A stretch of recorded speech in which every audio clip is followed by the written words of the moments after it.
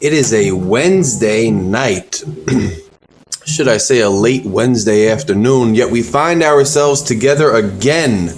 Logic and Larry family, we find ourselves once again in the circle of trust and intellect and objectivity, because once again, tragedy has befallen our nation, and once again we are forced to deal with the nonsense at hand, and we are forced to have difficult discussions because apparently no one else wants to have them. Now, I've been beating the same drum for weeks. You knew I was beating the drum when Frank James shot up the subway. You knew I was beating the drum Friday when we discussed the Buffalo massacre. You know I'm going to beat the drum again today because they're still not getting it and people are dying and nothing is being done about it. Everything I say in this podcast, I have to tell you, is strictly my opinion as a private citizen. Nothing I say in this podcast is the opinion or the official position of any other entity or any other person. I'm speaking to you as a private citizen, just Larry K., me in my apartment in Newark, New Jersey, overlooking the Manhattan skyline, the Newark, New Jersey skyline, as United Airlines planes taxi and fly into Newark International Liberty Airport. Today, or should I say yesterday, we had another mass shooting tragedy. This time, 21 lives were needlessly taken by, again, a suicidal, unstable, gun-owning assailant. Now, this assailant was a Latino male, 18 years old. 2 adults, 19 babies, 19 children were killed. Last week it was white supremacy. The week before that with Frank James, it must have been craziness. Now it's just another school shooting. I've been telling you, the identity of the shooter, the demographic, the race doesn't matter. The identity of the victims, the race doesn't necessarily matter every time. Obviously last week people were targeted solely on the basis of race, but that's not the case in many of these shootings. The cause that they select at the end does not matter. None of that matters. What matters is what they have in common. They all have the same thing in common. Today, folks, I've seen, what have I seen? More false narratives. More nonsensical crap on my social media feed, spinning more nonsense. Last week, it was white terrorism. The week before that, it was mental illness. It'll be Islamic terrorism again. Now it's again the AR-15.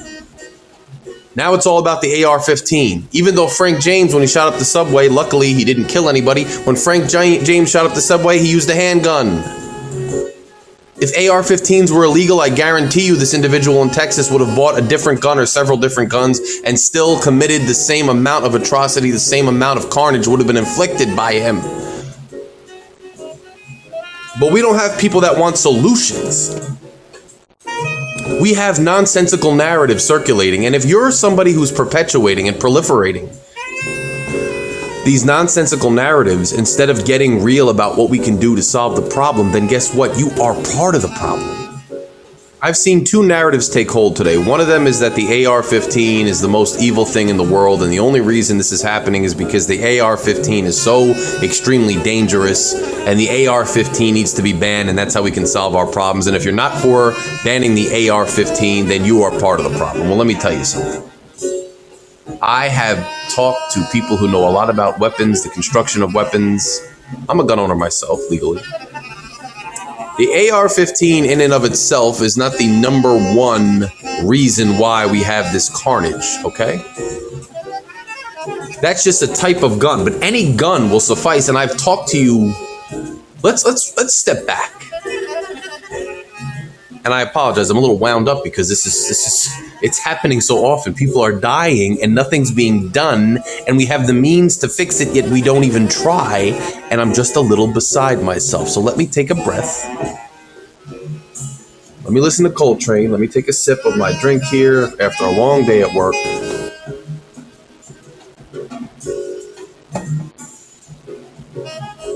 Let's discuss the fact that people are in their minds and publicly, and politicians in the ways they discuss these mass shootings, are improperly sequestering these different mass shootings into different categories, when in reality they have more in common than they have separate. They have more in common than they have not in common, right?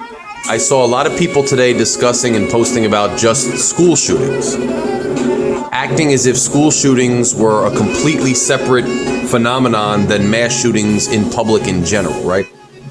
It seems as though people who are posting about school shootings this morning don't associate school shootings with the white supremacist massacre last week in Buffalo, and don't associate those two with the subway shooting by Frank James the week before that. But that's a mistake.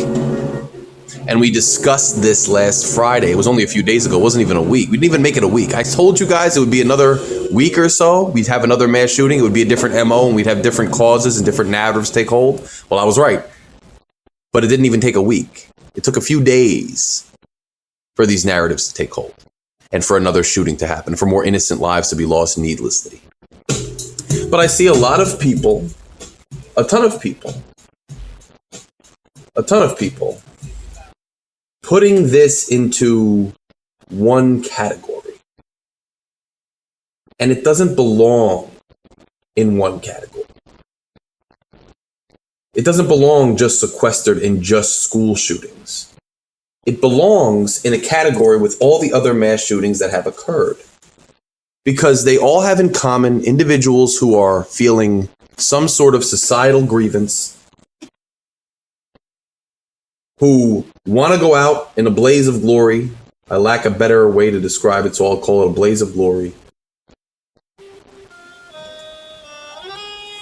And who are easily able to purchase a firearm legally. It doesn't matter whether they shoot a school, or whether they shoot a subway station, or whether they shoot a supermarket, or whether they claim Islamic fundamentalism as their goal, or whether they claim white supremacy as their goal, or whether they don't specify a motive at all. It's the same profile, the same warning signs every single time. Now, in this particular case, the individual sent direct messages to other people before he committed the shooting, saying he was going to kill his grandmother. Then 30 minutes later, he reported to the individual that he had in fact killed his grandmother, which was verified. He did kill his grandmother. Then he said to individuals on social media via direct message that he was going to shoot up a school. So this wasn't as much of the warning signs as some of these other people where they were posting for months or weeks about what they were going to do. But nonetheless, there were warning signs within a half hour to an hour before it happened that could have prevented it. There were various reports that this individual was an angry person who was sending inappropriate text messages to young ladies that he worked with, was rude to people that he worked with, seemed like an unstable, generally individual. There are reports that this individual walked around carrying boxing gloves and randomly fighting people. There were signs there that this person, this 18-year-old young man, probably should not be somebody who could walk into a gun store and just purchase a gun easily. There were warning signs. I am going to once again break down possible and potential solutions to this massive problem, which relate all the shootings to each other as they should be, rather than trying to parse them out as separate things for our separate political agendas. But first, what I want to do is discuss some of the nonsensical narratives that are circulating, because once again, one of the things that we concentrate on in this podcast, in this community, dare I say, in this intellectual family that we've kind of started here, and we've begun to tackle problems from an objective viewpoint and then take that out into the world, is that we don't want to participate in nonsensical narratives. And the nonsensical narratives are quite easy to spot, because whether you think you're an independent thinker or not, most of the people who share these narratives think they're independent thinkers. But at the end of the day, they're actually just parroting, they're actually just retweeting, they're actually just regurgitating and reposting something that somebody in some political bunker somewhere had thought of to try to preempt the conversation and preempt the dialogue, to try to take hold and commandeer the dialogue before it could even happen.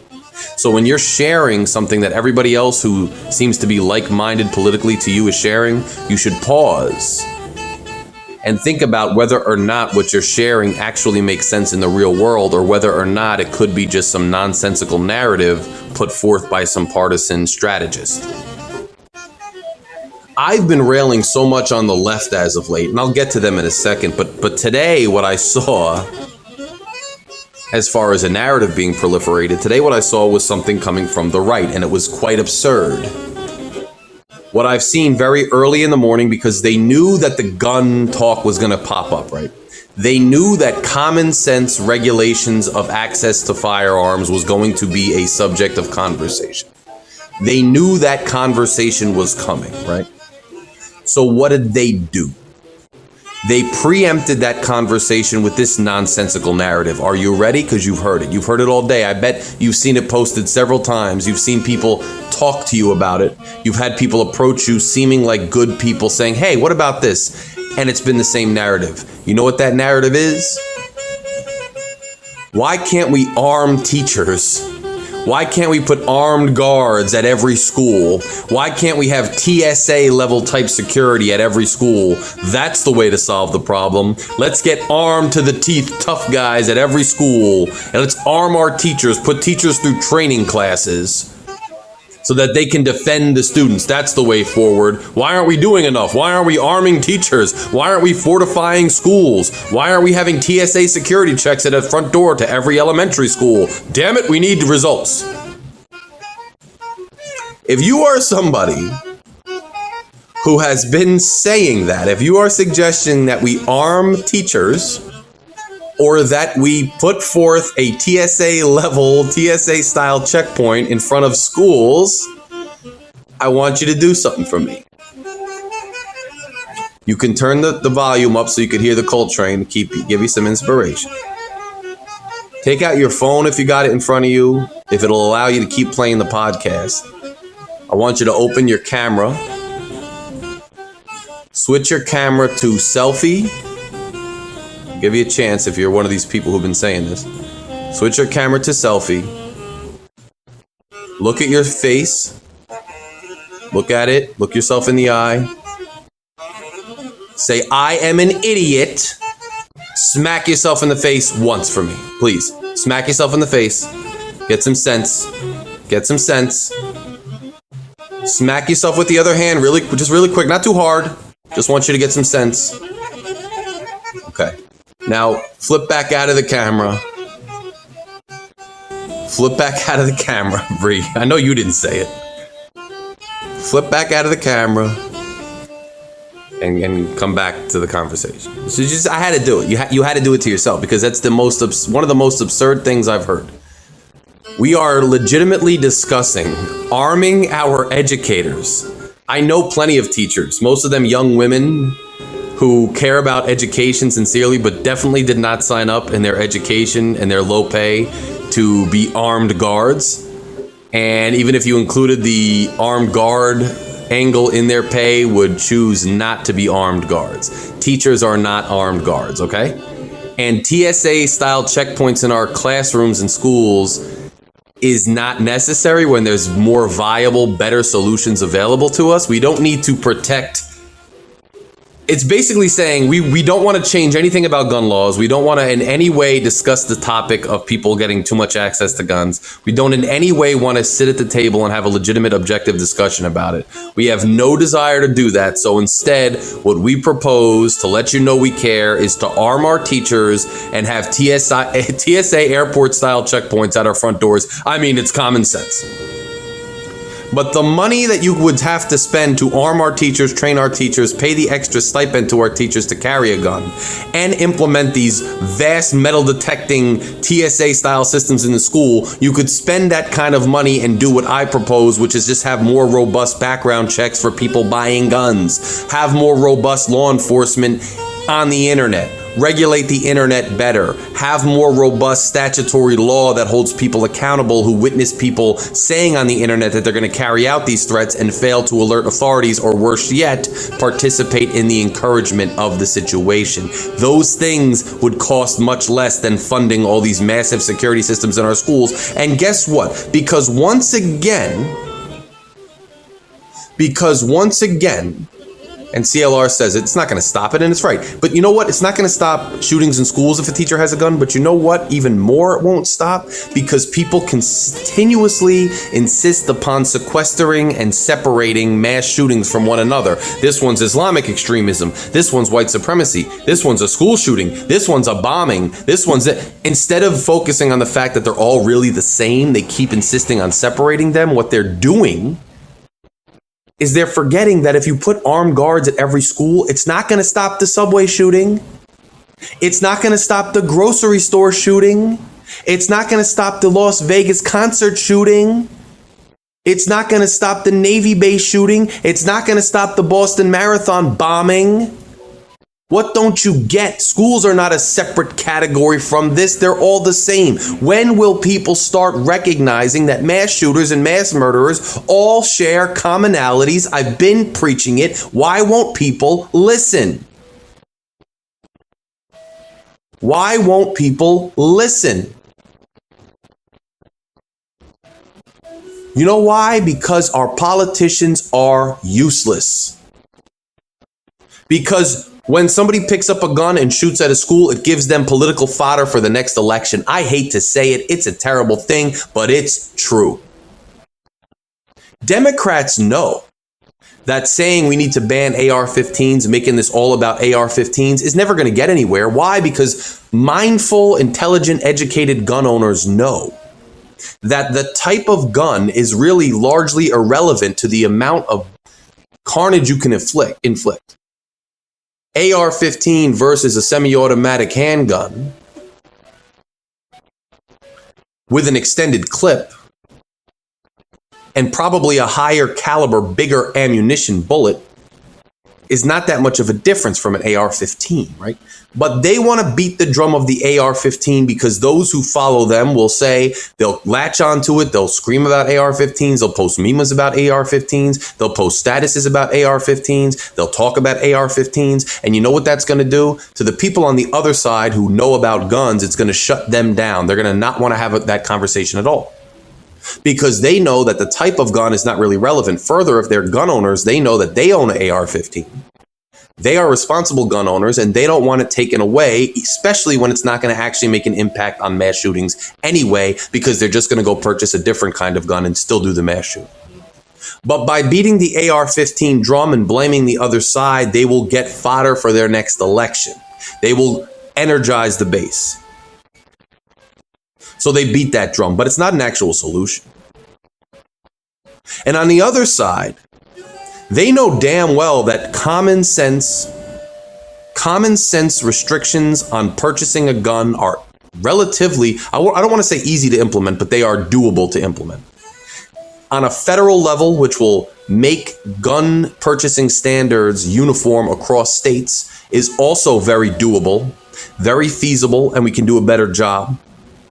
But they know that they have a rabid base of gun owners and people who don't want to buy into any regulation. And if they keep selling this arm the schools, good guys with a gun will stop a bad guy with a gun. Anybody who's evil will find a way to get a gun. They want to keep beating that drum because that's fodder for their next election too. That's fodder for their next election too. Imagine if you had a job and your job assignment was to solve problems. And every day you went to work, and instead of sitting with your coworkers, discussing common grounds, discussing the reasons, the causes for the problem, and then discussing solutions with your coworkers, you just went to work every day and screamed at your coworkers across the conference table about how you should solve the problem and how you can't solve the problem. Every day you showed up and screamed at your coworkers about how you should and should not solve the problem. And then the harder you argued and the less you did, the better chance it was that you kept your job. And the more you sat down and actually wanted to have a solution and have a discussion, the less likely it was that you kept your job. Imagine a world like that. Almost none of us live in a world like that. But currently, on the national level, our politicians do live in a world like that. The less they do, but the more they argue, the better chance it is that they keep their job. The more solution-minded they are, the less chance there is. And that has a lot to do with gerrymandering. It has a lot to do with extreme partisanship, extremism. There is an incentive for our politicians not to solve problems, because as long as problems persist, they have a talking point to scream at the other side about. And as long as they can scream at the other side, they have a better chance of galvanizing their base and keeping their job. That is a bad system. That is a bad way of solving problems. We have a problem, to say the least, in this country that has persisted now for decades. We have a problem with unstable people getting access to guns. We have a problem with an unregulated internet that encourages dispute, anger, strife, and feedback in a negative way to commit negative acts. We have a problem in this country where certain states have lax laws as far as guns and other states have strict laws. If you know anything about anything, you know that this state has free commerce amongst the various commonwealths. Therefore, if something's legal in one state, it's going to come into the other state relatively easily, no matter what that state's regulations are. What people don't want to talk about in this country, which I have continued to discuss on this podcast over and over again, and I will beat it like a dead horse until we get some traction on it, is the fact that most of the gun violence in this country, most of the gun casualties in this country are the result of handguns. They are illegal handguns, but they come from areas of the country where buying a gun is easy. The old crap narrative that Chicago has tough gun laws, but there's so much gun violence. New Jersey has tough gun laws, but there's so much gun violence. All that nonsense, it's nonsense, because most of the illegal guns in Newark, in Chicago, in Brooklyn, in the Bronx, in Philadelphia, come from states where it's easy to buy a gun. But that's the biggest problem. And by the way, most of those murders are committed with handguns. So the whole AR-15 debate, that doesn't impact that either. That's why it's disingenuous. Arming teachers is disingenuous. Saying we can't solve the problem with regulating gun sales is disingenuous. You can vaguely say all you want, we got to blame mental health, but what are you going to do to solve mental health, right? The only thing you can do to solve the mental health problem with people who are mentally unstable buying guns is to make it harder to buy a gun. What are you going to do? Magically cure everybody who's got suicidal tendencies overnight just because mental health, quote unquote? You're not going to do that. All you can do is restrict their ability to cause a problem and to buy a gun. That's one step. Will it stop every single murder? No, but it'll stop quite a few compared to what we're dealing with now. But we don't want to solve the problem. We do. But we want to buy narratives and spit narratives and talk narratives, and the politicians want to sell us narratives and they don't want to solve the problem. But guess what? It's unacceptable. At this stage, it's completely and utterly unacceptable that we have this pandemic, this epidemic of violence and death. Children are dying for going to school. People are dying for going to the grocery store. People are dying for commuting to work, and they don't and refuse to solve the problem. They refuse to solve the problem. That is egregious. That is a breach of fiduciary duty. A breach of fiduciary duty, and people need to be taken to task for not doing their jobs. There is a problem with shootings in this country, and those charged with solving our problems refuse to do their job. That is egregious. That is disgraceful. That is reprehensible, to say the least. It needs to change. Now, I've told you there are potential solutions. They are not that elusive. But you can't start off a solution by bringing up something that your opponent or the other side negotiating is going to say is a non-starter. So don't say AR-15s, because you know damn well that banning an AR-15 is never going to fly and you're never going to succeed. Why don't you say tougher background checks? Now, some people still will fight that. But at least you can call them out for being illogical, for being inobjective. You have credibility, they have none. There's no credible reason not to increase and strengthen background checks. None. And you will look like a fool if you try long enough and hard enough to fight against that and the spotlight remains on you. AR-15s is a different story. So if Democrats are serious about gun control and fixing the situation, or violent people in general, they should start talking about universal background checks on the federal level that flag people much better who are at risk and who could cause a problem. If Democrats are serious, they're going to stop talking about type of gun, AR-15, because it's a non-starter. And not only is it a non-starter, it doesn't even make any sense. Start talking about background checks to restrict access to people who have in the past shown a propensity to commit violence or who are people we don't want to have firearms.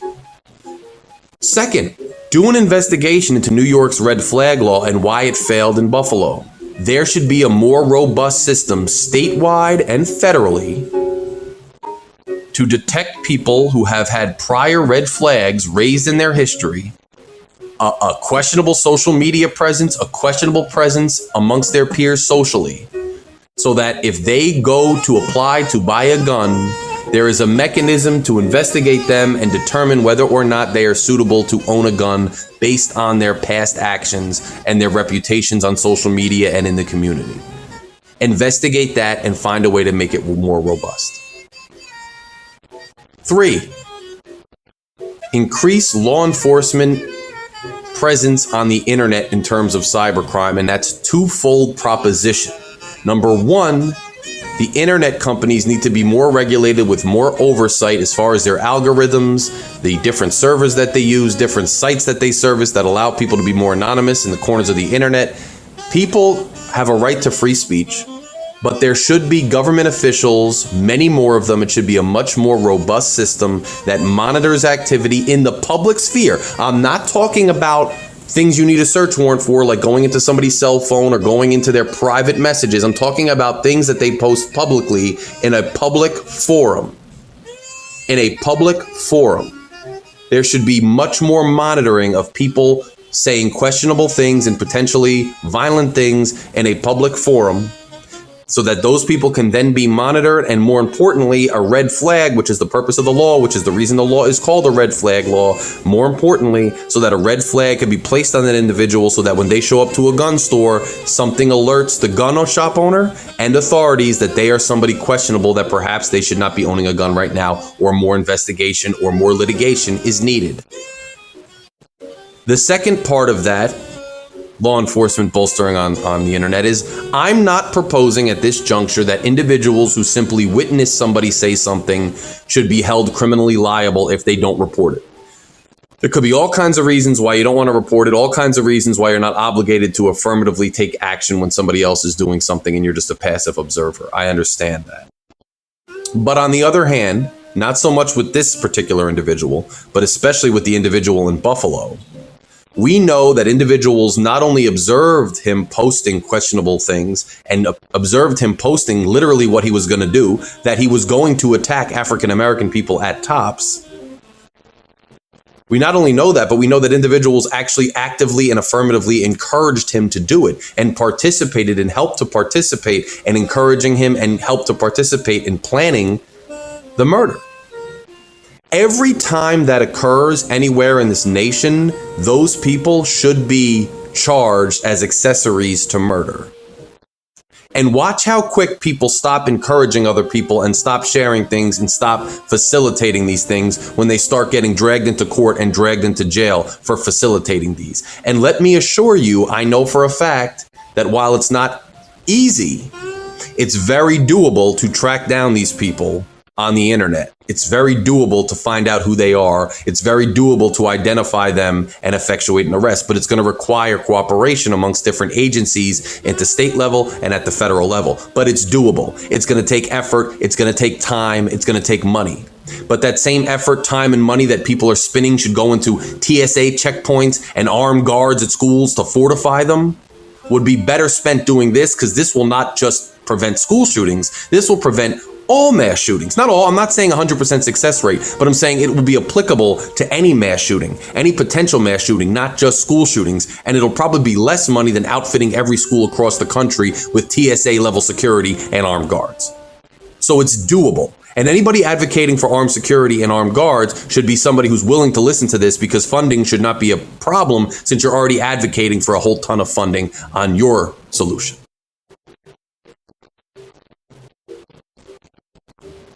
These are all things that we can implement. The last thing is, once you have these mechanisms in place,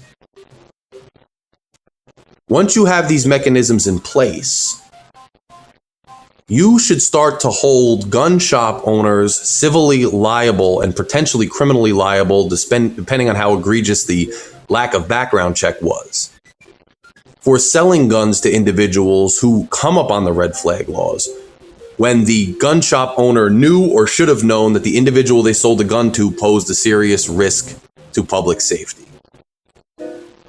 Now, I'm sure there's already some civil angles in some regards in some states that could tackle that from a civil standpoint. But if there are more robust federal and state laws dealing with this problem in general, that will allow for an even better mechanism to hold gun shop owners liable for these crimes if they are grossly negligent in their check of the individuals that they sell guns to. Now, they already have, if you think it's crazy, if you're going to scoff at me, they already have in places like New Jersey strict liability for drug-induced deaths. Do you know what that is? That's when you sell somebody a drug, heroin, cocaine, whatever it may be, and they die from it, you can get charged with murder. So if they can charge drug dealers with murder for selling a drug product, then they certainly can charge gun shop owners for selling a murderous person a gun who then goes out and kills 20, 30 people, if they can charge somebody who kills one person with an overdose for murder. So before you scoff, and you can agree or disagree with that, and there's a philosophical discussion to be had. I'm not saying there's not a philosophical discussion to be had, but don't say we can't do it. Don't say it's never been done. Don't say it's unprecedented, because it's not. And those drug laws are widely accepted by most people. So there's no reason the gun angle shouldn't be accepted. But it starts with more robust laws. You can't charge a Texas gun shop owner with that now because the Texas law allows you to just sell guns willy-nilly. So how could you charge him? You can't charge him. It's not his responsibility. There's no law. There's no mandate. Well, you got to make a law first, enforce the law, and then hold them accountable. These are not easy overnight solutions, but these are legitimate solutions to a legitimate problem. And the fact that we're not even discussing them, we're screaming at each other across the social sphere about AR-15s and then arm the teachers. It's just absurd. It's two people chasing their tail around the out of bounds of a football field when there's a game to be played on the field on the 20-yard line, and these idiots are throwing the ball to themselves, smacking themselves around while they circle the field. It's a joke. It's time to hold people accountable. Now I'm going to tell you a very intimate and personal story that relates to this. A very intimate and personal story that relates to this. I had a very, very good friend. A very close personal friend. I'd say one of my best friends ever. One of my best friends growing up. To this day, I credit him as one of my best friends. To this day, he has such an influence on my sense of humor, on who I am, on what I say, on my world outlook. And me and this guy, he was more outcasted than me, I would say, but both of us had a lot of friends. But both of us kind of looked at society as, unfair and full of BS and people getting a leg up they shouldn't and this and that. But it was all in humor. It was all in fun. Well, after high school, we talked and we hung out, but then we started to drift apart a little bit. And this person became more and more reclusive and more mentally and emotionally unstable. And had I ever known that this individual was going to purchase a firearm, I certainly would have tried to act to stop him from purchasing a firearm. And it's not always the people around people's faults, because this person's family tried so hard to get him on the right track, tried so hard to help him. Siblings and parents. His friends in his social circle tried so hard to help him. But one day I got a call from two individuals totally from across the country that I had grown up with. And they said that this person had posted a very disturbing video online. And I already kind of suspected, oh geez, because he was unstable. Oh geez. Now everybody knew he was unstable, so whoever signed off, in Jersey you have to get 2 referrals to own a firearm. Somebody had to sign the referrals. And anybody, if it had come to me, I certainly would not have signed the referral, and I would have tried to get him help if he was trying to buy a firearm. That's how much I knew he wasn't stable enough to own one. I don't know who signed the referrals, but that's a problem. Back then, you didn't have a crazy internet presence, so they couldn't track that down.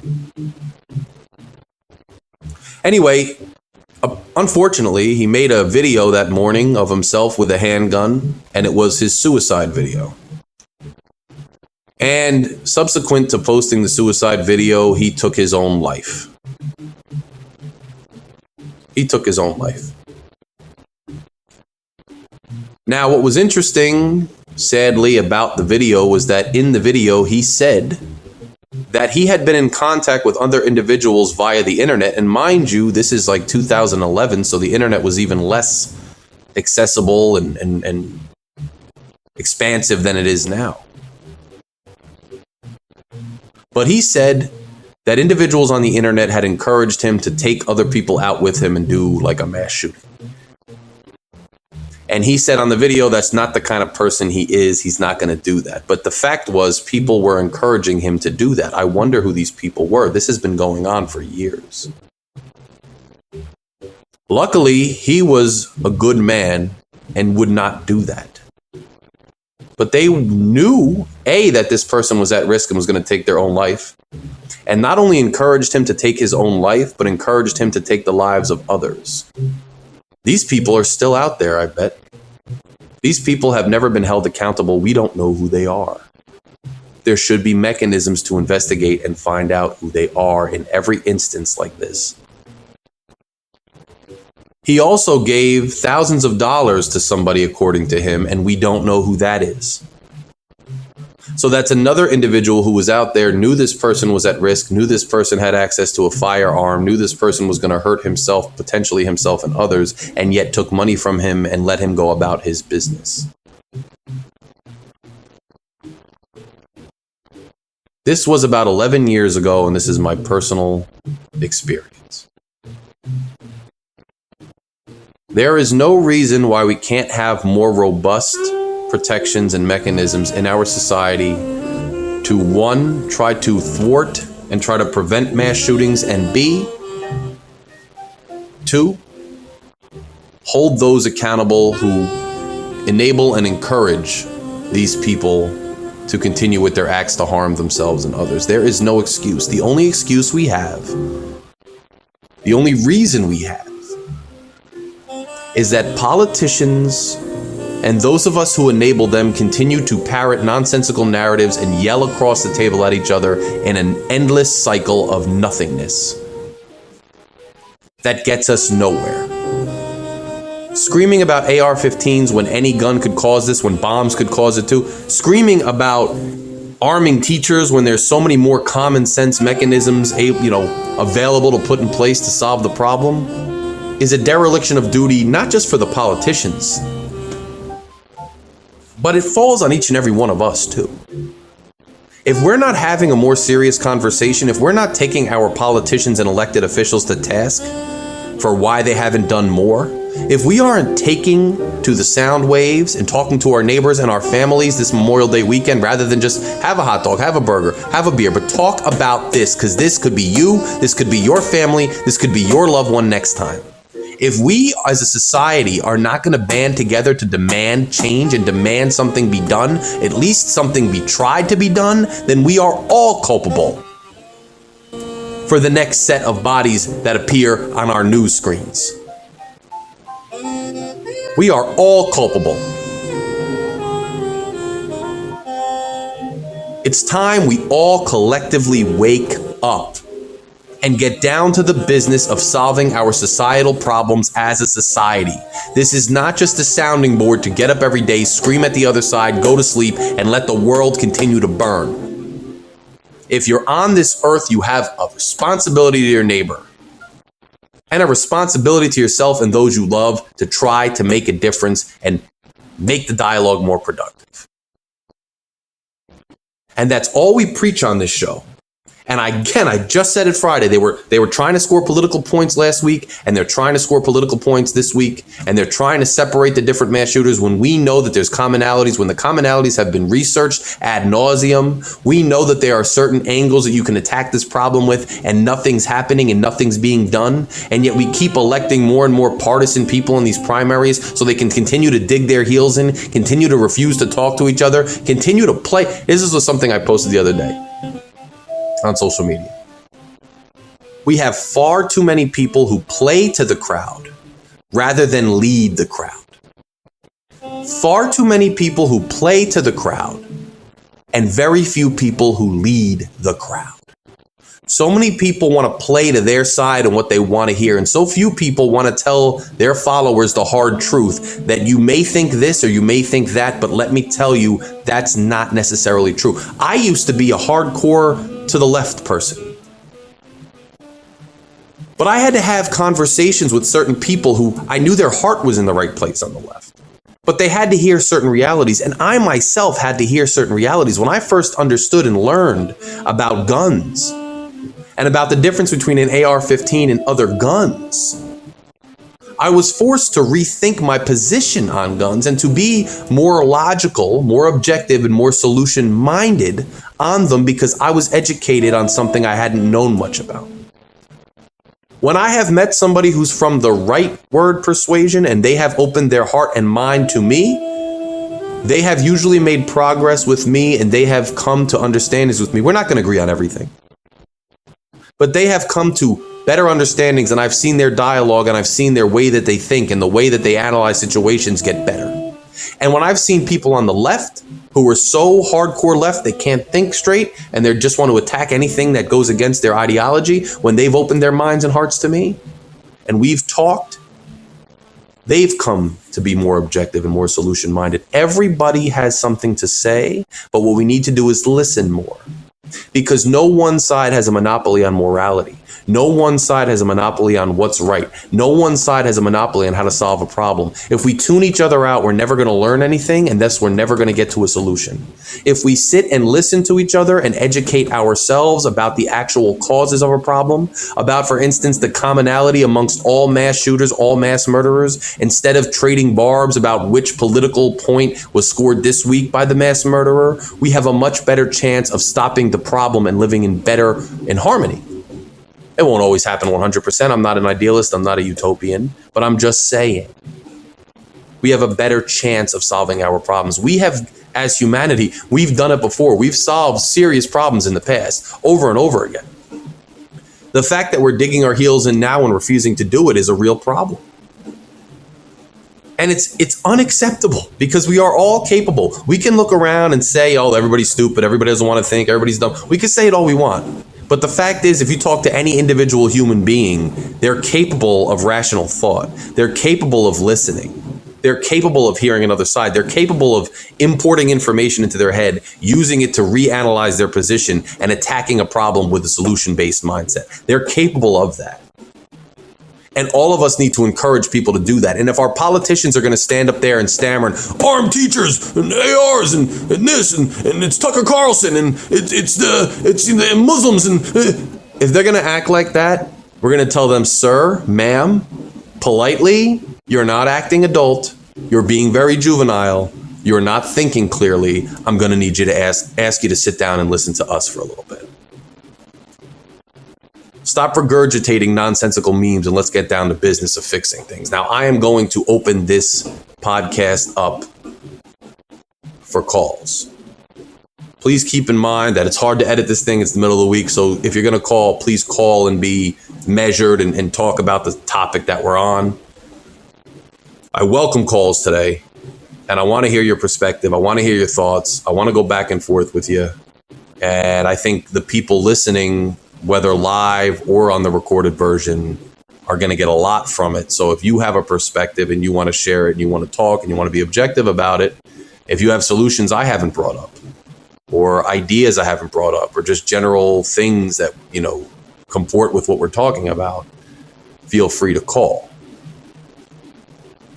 Because this was kind of an impromptu show, but I thought it needed to be done, especially because of everything we just discussed on Friday. I warned that this would happen again in short order, and it did. And I warned that the narrative would change based on the political, whims of the day, and it did. And by the way, this was I told you, it's like the shooters' identities shift, the demographics of the shooters, the demographics of the victims, they all switch. Yet the constant remains that these are people with a grievance against society who are suicidal, who want to go out with notoriety and want to go out with a bang, who had easy access to legally purchased guns when they shouldn't have. That's a very straightforward, all-encompassing analysis of the type of people that we're dealing with. And the fact that we keep pretending they're all separate is part of the problem. There's not much separate from this 18-year-old and the shooter at Buffalo other than what we want to use to separate them. We can bring up their demographic, we could bring up their chosen cause, we could bring up where they chose to shoot to try to separate them. But the fact is we have a better chance of solving the problem if we look at what's similar between them. And there's a whole lot of similarities between them. I'm just tired of it. As somebody who's a thinker, it's like I didn't come on here today because I need to hear myself talk or I have nothing better to do or I'm full of, I like just recording myself. I came in here because I feel compelled to speak up. I feel compelled to speak up. I feel compelled to reach out to those who rock with me, who also are speaking up, so that we can have this shared moment to discuss and air out what's going on, and so that we can walk away better equipped to have these tough conversations, better equipped to try to convince people to do the right thing, better equipped to try to get results. It's not out of enjoyment, although I do enjoy speaking to you guys usually, and I do enjoy the Coltrane. It calms me down a little. I don't get on this thing for enjoyment. I get on this thing because I feel compelled to do so. Because I don't see enough people being objective and being real, and I feel the need to fill that void. And one thing I will say is I've seen people from sports commentators to athletic coaches to everyday people with bigger platforms than me come out and speak on this today. Say we need a solution, enough is enough. But my question is, how long will that last? Will it go away next week until the next shooting? Will we shift back into our political partisan corners and start regurgitating talking points again? Or will we continue to keep the pressure on and keep the pressure on ourselves and our neighbors and our fellow citizens to finally do something about this problem? Will we make this issue an issue that's at the forefront of the midterms? And I don't mean partisanly. I don't mean Democrats screaming to ban AR-15s and Republicans screaming to arm, veterans because they don't get taken care of, put them in front of the school. I don't mean that. I mean, are we going to have a rallying cry at some point in this country where we put forth candidates and issues that are solution-minded? People running for office in this country who step up with an actual platform geared towards tackling our problems that doesn't necessarily stay within the bounds of their party's ideological platform. Are we as a people gonna do that? I've lived on this earth since 1985 and I have my doubts. But I'm not that pessimistic. I think it's possible. But these everyday people who have different jobs and large platforms, they need to keep the pressure on. They need to keep speaking out on these issues. Somebody like me even, who doesn't have a large platform, but has a large platform locally, you might say, has my own influence considerably. I can't sit by on Wednesday and just watch TV and throw on Netflix and act like nothing happens. I need to speak up. And so I did. More of us need to do that. More people need to do that. And Devo, let's see what he says. Do you think the other hot button topic of teaching kids about sexuality might help in reducing these occurrences by being more inclusive and teaching kids inclusion at an earlier age to limit bullying and help the mental health of some of these kids? That's a loaded question. I mean, I think inclusion is important. I don't know that delving into gender type studies and sexuality type studies in second grade is beneficial to kids. I actually think it could actually lead to more confusion, more strife, more issues. I think if a kid were to come out with an issue, then, you know, Rick, you're here. Come out with then you should be inclusive of that kid. But I don't think that putting that forth early is necessarily a solution to any of these problems. I think the sexually confused shooters, but I don't think that's necessarily something prevalent through everybody. I'm all for inclusion. I'm all for sex education. I just don't know that it should start at second grade or third grade. I think that's part of the problem in this country. One side saying we got to throw it out at second, third grade. The other side saying you can never talk about it. I think that's a problem. Rick, you're on. I want to get your thoughts, but here's what I don't want to do.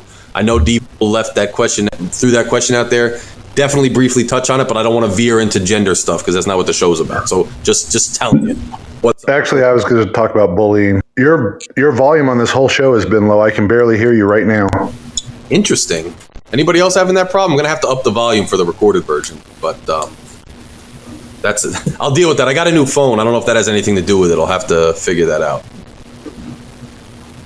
So anyway, just to briefly touch on that, which is not really why I called, it just happened to coincide with that. But it seems to me that since, what was that, 99 with Klebold and whoever? Yes. Yeah, we've instituted the whole anti-bullying thing, and things just seem to be getting worse. So I don't know how effective that has been because, you know, as you know, being an 85 person, there was bullying back then, but there were no shootings really, right? No, not until Columbine. The Columbine kids were a little bit older than me or my age. That's when it started. Yeah, that's what I'm saying. And so I feel that this whole repressing kids from acting out or bullying and trying to create this safe space has created more issues than it's solved anything, because let's face it, things have gotten way worse since then. And I want to touch on that. I like that you said that because I want to talk about what Frang888 said here. Frank said, really needs to be a class about the First Amendment and respecting people of different religions and views. The sexuality stuff would hopefully fall into place of that. So I think kind of where you were going to, yeah, like I think kids working things out socially amongst themselves. Like, I'm not advocating violence or anything, but as a young man, a young boy, if we got in a scuffle, we usually worked it out at the end and no one really penalized us. Now I see kids getting charged with assault for like fight in the playground. And there is something to be said, I think, for what you're saying, which is like, we're not even letting kids naturally socialize with each other. Now, I'm not proclaiming to be a sociologist and be able to say that's the cause or anything, but you're bringing up the potential that it could be part of the reason is we're going too hard on these kids, trying to force them into like being kind and repress them and everything. Sometimes kids got to figure it out on their own, and we like completely are against that, and maybe that has something to do with it. It's an interesting take. Yeah, my son got suspended, and it was an off-campus incident where he was defending a girl whose boyfriend was literally pushing her and screaming at her. He shoved this kid down and told him, you know, if you want to step into somebody, step into me. He got suspended for 3 days. Yeah, see? Wait, for fighting or just for stepping in like that? He just stepped in and pushed the kid down, and somebody saw it and told the school, and the school's like, your kids belong to us from the time they leave the school till the time they get to your house. So technically it was a school incident, to which I responded, then are you going to return the skateboard that was stolen at Walgreens on the way home from school? Right, because apparently it's their jurisdiction, right? They are in charge. And Right. no. So that was ridiculous, but that's not what I really wanted to address. That statement just kind of brought that up. And now I have to retrace and figure out what I was going to say. It was something about Beto O'Rourke and the Abbott thing, and how it's the same old shit there with them going, this isn't the time, this isn't the time. That was all fine and good, 60 shootings ago. But I was saying, and by the way, Siren said one thing I wanted to touch on. I wanted you to touch on it before we go into this, because I want to go into this. She said that bullying has also increased with the prevalence of social media because a lot more cyberbullying is more prevalent and more consistent. I have to agree with that. Would you agree with that too? Like, the conflict has risen in general with social media, including with kids, because now they're fighting relentlessly on that shit and harassing each other? Sure. I mean, in a sense, but it's also what constitutes bullying. I mean, I had another experience when my son was in grade school where I was called out of work to go down to the school because my son had struck another kid. I think I discussed this before. Right. You had, yeah. And it was his buddy, and he just had hit him in the shoulder.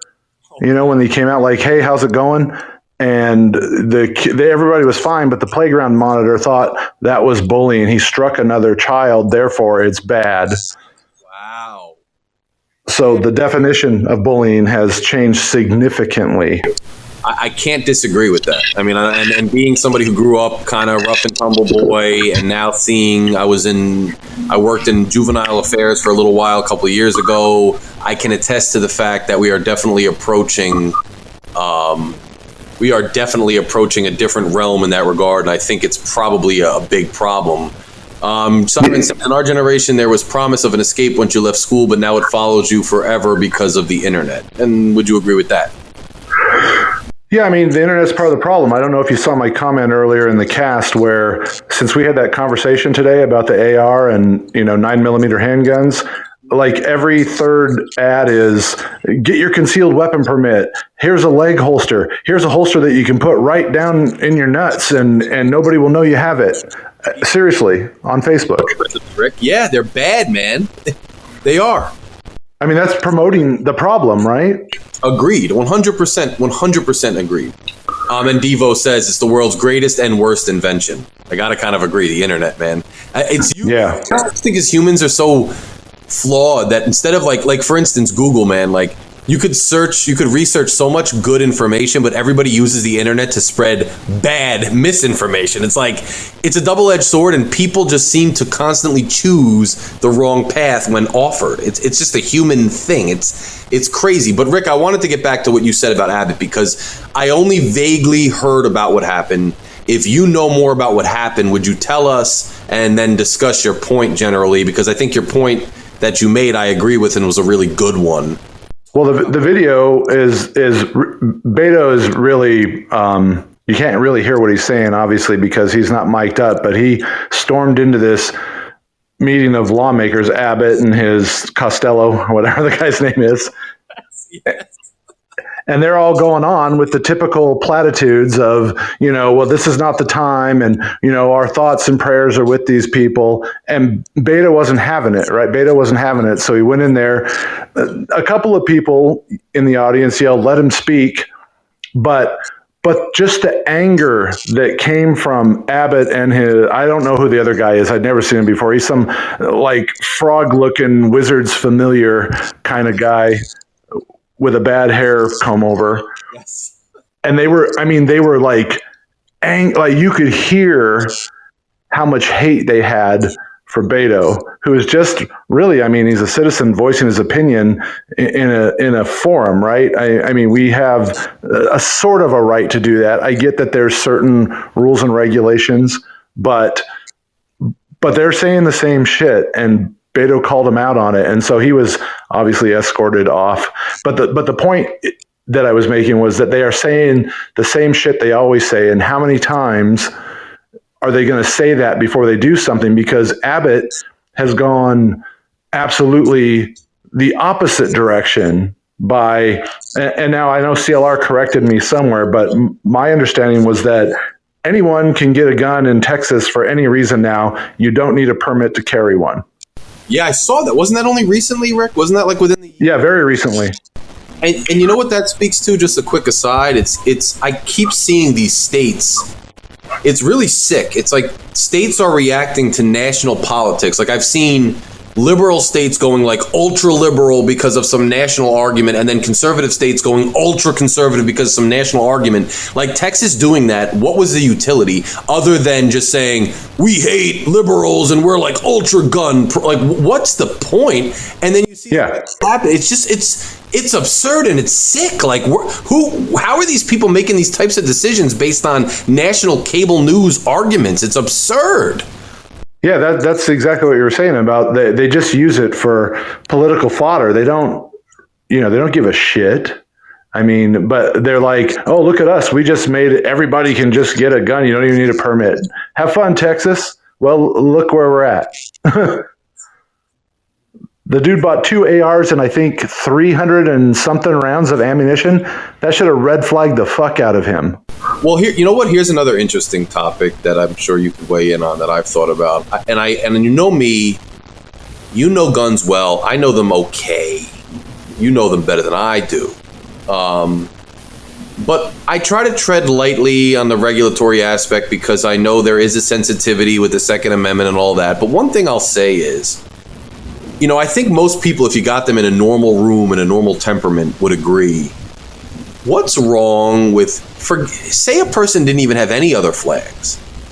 What's wrong with the fact that if they walk in requesting like 3 guns of like good, you know, propensity to like, you know, shoot quickly and all this ammo out of nowhere, isn't that in and of itself a red flag? Shouldn't we have laws where like 1 gun at a time? Like, Rick, you can't even buy more than 2 beers at a football game per person, right? Because then you would down them all. Why shouldn't, like, if you walk in just requesting like an arsenal overnight, shouldn't you be like told to wait a minute? Like you might have to wait, you know, for this. Like, why do you want? Shouldn't that be a red flag on its own? Yeah, I mean, they do it with the cough syrup for the people that make bathtub meth, right? Yes, that's what I'm right. Why? So if they can track cough syrup, they could certainly track gun purchases. Mm-hmm. And I said, yeah, I said that too. Yeah. Sorry, go ahead. No, I said cough syrup. It people use it to make something called lean, which is a drug. So they track it. They track it. Well, they track oxygen. They track all that. Yeah. The bigger stuff you can make meth out of. I had a buddy who used to do that. So.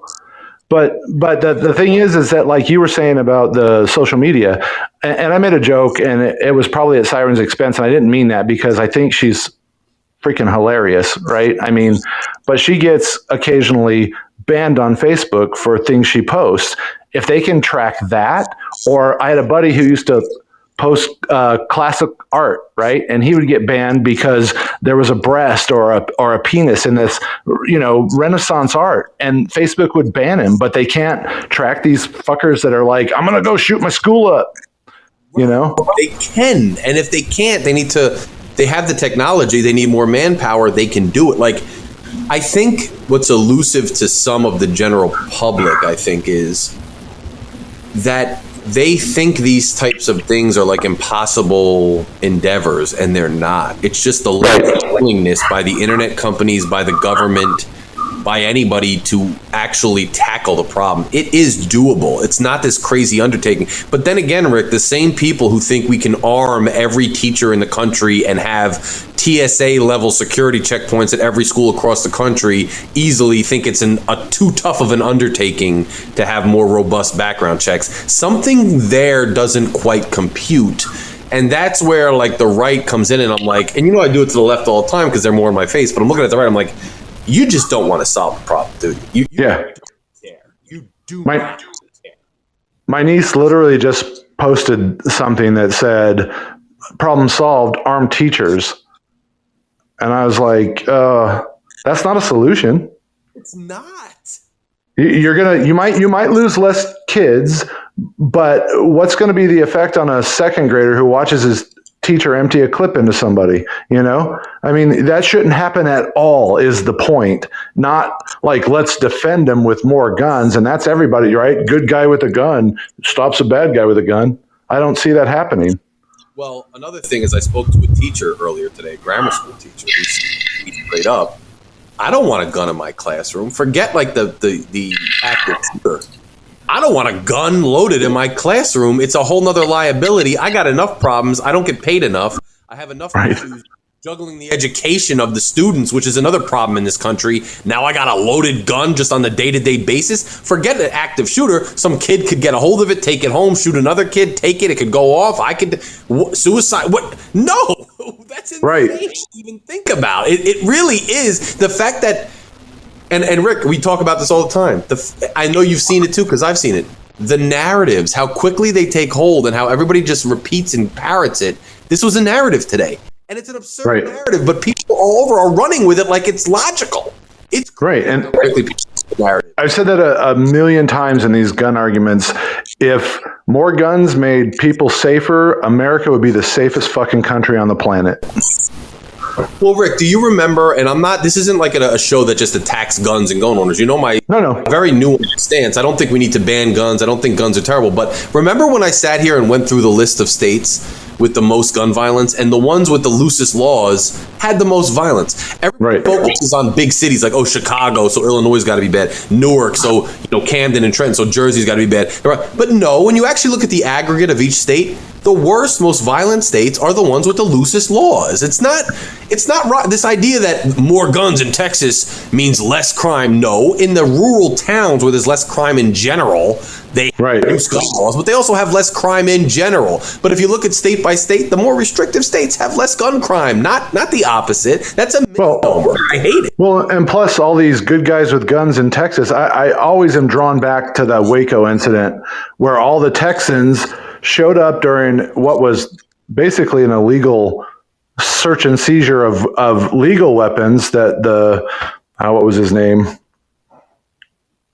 David somebody, Koresh, right? And they all stood on the fences outside the compound watching the government blast into this guy's private property, going after allegedly illegal guns that turned out not to be illegal, and they made ammunition for local gun stores to supply their cult, right? Right. So what did Texas do? They stood there cheering the people that they say that they need guns to protect themselves from. Right. In which ideologically is the reason they say we need guns, but again, it's not like they actually use it for that purpose. I think there's a lot to break down there and unpack, but it's like psychology between conservatives and liberals. It's like the people that say we need guns to protect the people against the government, when they see Black Power protesters or Black Power people marching with guns. First of all, I love it. I don't know why. I do too. They asked the Michigan woman to her chambers, and when they were guarding their businesses, you know how I feel about like rioting and burning stuff. When their Black business owners were standing there with loaded ARs in front of them, I love it. But why is it that these same gun advocates all of a sudden hate it when they're doing it? It seems a little now, most of the people listening to this show, I won't name them by name, they actually support Black gun ownership like that. But there's something to be said for that cultural psychology that's, again, like we always talk about, inconsistent and hypocritical. Do they really believe guns for the reasons they say, or just on this like more glossy cultural level where they just want to have it to fight crime, Yeah, I mean, that was pretty obvious when, wasn't it Reagan was governor of California with the Black Panthers seized that, or not seized, that's a strong word. They went into the state, but was it Oakland or Sacramento? I think it was. But I know what you're talking about. But he's like, we gotta ban guns, and he passed some basic gun ban law, right? Because the Black people showed up at the Capitol with guns, and that's not acceptable. But I think it is. Right, it is. That's the actual, like, if you look at Reconstruction, when the South, the 13th Amendment and the right of African Americans to vote and be free, they used guns a lot of times, the African Americans, to enforce their rights. That is actually like crystallized the argument of the right wing as to why we need guns, but yet they don't seem to be cheering for them to have guns. It's just crazy to me. It just goes more into this hypocritical thing with this country where you don't go with what logically is the outgrowth of your actual ideology. You go with like this cultural sports team mentality. You just root for your side. A lot of it's on nonsensical cultural lines instead of actual ideologically consistent intellectual lines. It's just oh yeah, that brings me to I have one final point to make, and then somebody else can call. yeah. So there was a lady that was saying about this Texas shooting, another white supremacist, blah, blah, blah, blah, blah. And I said his name, which I'm not going to repeat just because I don't want it broadcast into the universe further. You know what I mean? But it was a very Hispanic name, and he was a very Hispanic person. And I said that to her, and she said, well, just because that's his name doesn't mean his dad wasn't some white supremacist in Texas. And I'm like, oh my God, really? That name? But do you see though, like, I know you see, but it's just hypothetical. Like, yes, this is what people want to cling to. Like, it's got to be either white terrorism cleanly, it's either got to be AR-15s cleanly, or it's Islamic fundamentalism cleanly, or it's got to be criminals cleanly. And this goes to a point I wanted to make to you before you hang up. I saw people saying today on like a very right-wing page, and by the way, they posted something like, it's not the gun that's evil, it's the person. So actually I engaged with some people on that page and actually got some legitimately good consensus with some of them. They came at me first like, it's not the gun. I said, hey, what about access to guns?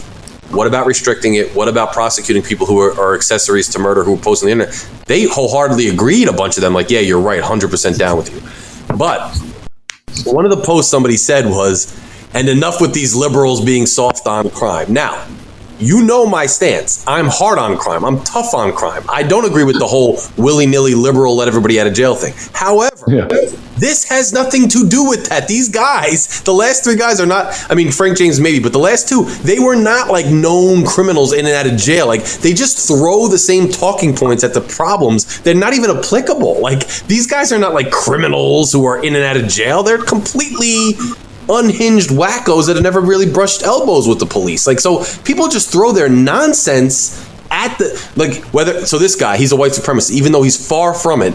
And those guys, it's because he's liberals are soft on crime, even though that's far from it. They don't even let go of their ideologies when it's blatantly not applicable to the situation. Yeah. You know how I shut down that conversation with that lady was by suggesting that perhaps this anger towards everything white is part of the problem. And that's why I think I brought this up before. 69% of all suicides in this country are white middle-aged males. Yeah. I was like, perhaps all this anger being heaped on everybody, every blame goes to white males or religion anymore. Everything. I mean, everything bad. It's immediately, I just had a friend post something about, why didn't God stop the shooting in Texas? And the thing was, because there is no God. Just wake up and realize that it doesn't matter if there's a God or not. That's not how God works in the religious world either. He doesn't intervene. If he did, there'd be no free will. But I figured I would throw out something controversial about the white males, because I know your listeners love that.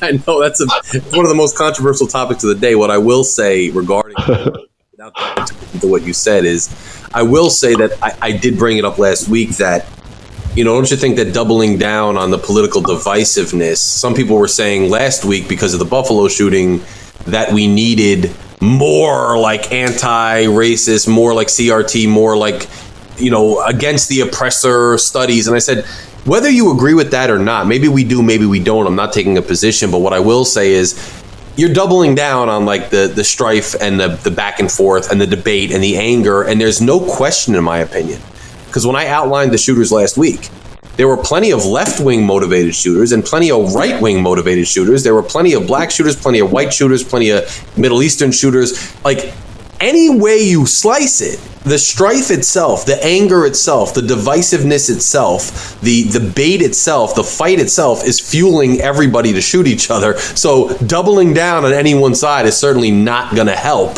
And that's what I'll say to that point, because it makes a lot of sense. But Rick, thanks for the call as always. It was good. You bet, man. People a lot of different perspectives, which is what we're trying to do. And I know we needed to vent. I know we needed to talk today. So that's why we came on. And I'm glad you joined me, bro. Plus, I like it when you do your voices. And you have to send me that song because your volume being low, I could barely hear it. Although it does seem to counteract your whole idea that you don't like to hear yourself when I heard you like to hear my voice on the radio. So I'll just leave it at that. Well, I was telling that to other people. That's a new song, so that's going to be out when this album drops, which I promise you it is. It was a little preview. But I was digging it, but I couldn't hear it. Yeah, no, you'll get the full version when it comes out, and it's you'll like it. I know you'll like it. I know your type of stuff you like. You'll like that. So, all right, brother. Later. So Rick once again with another good call. Good call from Rick again. Yeah, and I don't know why my volume's low. I think I got a new phone and I put a case on it. I think maybe it's covering the mic, because one thing I realized was that when I like even moved my finger over the mic, it like covered it. So I'm trying to figure out what the problem could be with that. As usual, I have problems with my setup and audio. It's difficult. I'm trying my best to try to get a good setup. I don't know why. It's just constant problems. Last week, the show didn't even record, and so it's just really been a difficult thing with the technical difficulties. I'm trying to iron it out. I don't know why. When I did the YouTube, that really was supposed to be the best way to do it. And doing the YouTube, the sound was much better. I was using my actual perfect mic. And it's a much better, higher quality mic. I had the sound being pumped in and a track next to it so I could adjust the sound, adjust the music. But that had some problem with buffering and no one could hear. So now I'm back to Podbean with just the phone sitting on the mic stand, broadcasting that, and that presents its own problems. So we have all these problems. So it is what it is. I'm trying. I think one day, I think part of the problem is I got so much going on, so many different things from so many different angles going on, and it just causes all these problems. And so when I really got to sit down and like figure out this setup, I did it over Christmas and I had it, but then it didn't work. The first time it worked great. And then it sounded amazing. And then the second time, it just stopped working. It was a real pain. It just stopped working because I was trying to record it simultaneously. And now we're back to square one. I just need time to sit and concentrate on one thing or the other. And yeah, the Dolphins cast works fine because that's not live. Like the Dolphins cast is recorded. So when I record on this, like the pre-recorded versions, it sounds great because I hook it up to Pro Tools. I have my microphone and I record it. It sounds great. To do it live with just audio, I got to do it somehow. And the YouTube wasn't keeping up. So it wasn't recording it at the same time it was broadcasting. So it was breaking up every 2 seconds. And you guys are like, I can't hear you. It's not working. So I had to unplug it and go back. And even YouTube broadcasting the Dolphin show live, I'm trying to figure out because I got to use a different program to do it. Now, there is a program that allows you to broadcast live a little better, but it's completely internet-based. Like it's not a native app on your computer. So I got to explore and figure that out.